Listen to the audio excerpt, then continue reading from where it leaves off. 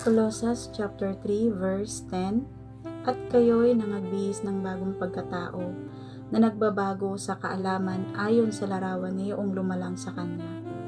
Verse 12, Mangagbihis nga kayo gaya ng mga hinirang ng Diyos, ng mga banal at minamahal, ng isang pusong mahabagin, ng kagandahang loob, ng kababaan, ng kaamuan, ng pagpapahinuhod. Verse 14, At sa ibabaw ng lahat ng mga bagay na ito, ay mangagbihis kayo ng pag-ibig na siyang tali ng kasakdalan. Yan. Salamat po sa ating Diyos na buhay. Isa pong napakagandang araw at oras, amen, tanghali, amen, afternoon sa bawat sa po sa atin. So, ito po yung word ni God na binigay sa akin.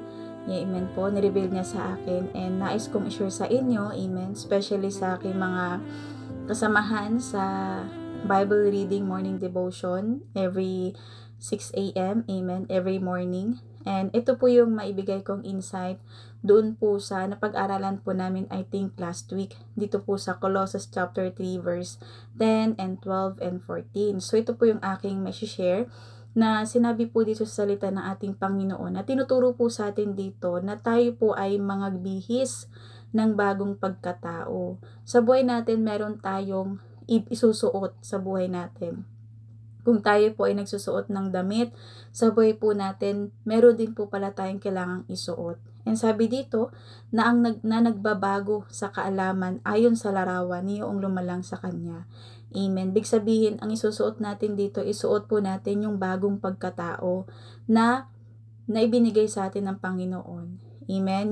Yung kaalaman, amen, yung larawan na tinutukoy dito, yung maging kawangis tayo ng Diyos, maging kalarawan tayo ng Panginoon na lumalang sa Kanya. Ibig sabihin, nilalang tayo ng Diyos. Amen. Kaya, ibibihis natin si Kristo sa buhay natin. And sabi sa verse 12, Mangagbihis nga kayo gaya ng mga hinirang ng Diyos. Nais ng Diyos na ang ibihis natin sa buhay natin, yung pagkapili sa atin ng Panginoon. Ano-ano po yun? Tulad ng maging banal, amen, pusong mahabagin sa kapwa, amen po, kagandahang loob sa kapwa, kababaan ng loob, amen, kaamuan at pagpapahinuhod, amen. At sinabi sa verse 13, magpatawaran sa isa't isa, amen po, magmahal sa kapwa.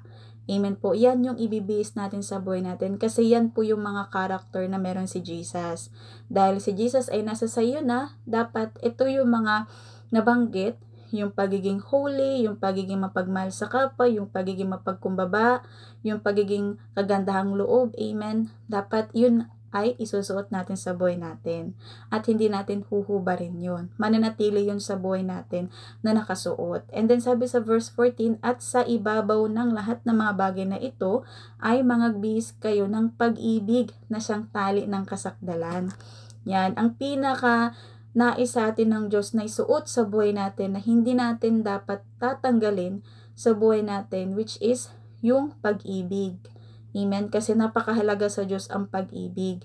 Yung pag-ibig natin una sa Kanya at pag-ibig natin sa ating kapwa, higit sa mga tao na pakaramdam natin na nakakasakit sa ating damdamin. So ang gusto ng Diyos makita sa atin is mahalin natin.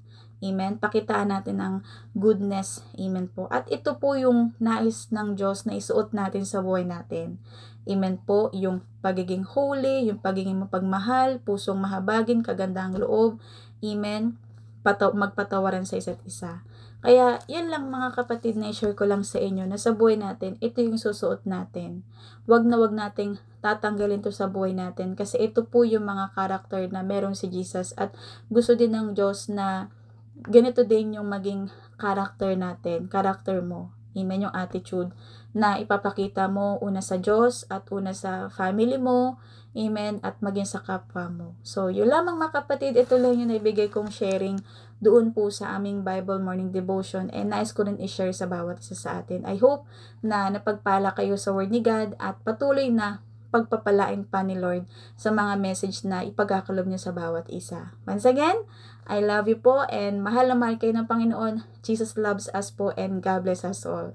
Once again, see you next time in the next video in God's will. Bye! Lamang! Bye-bye po. God bless!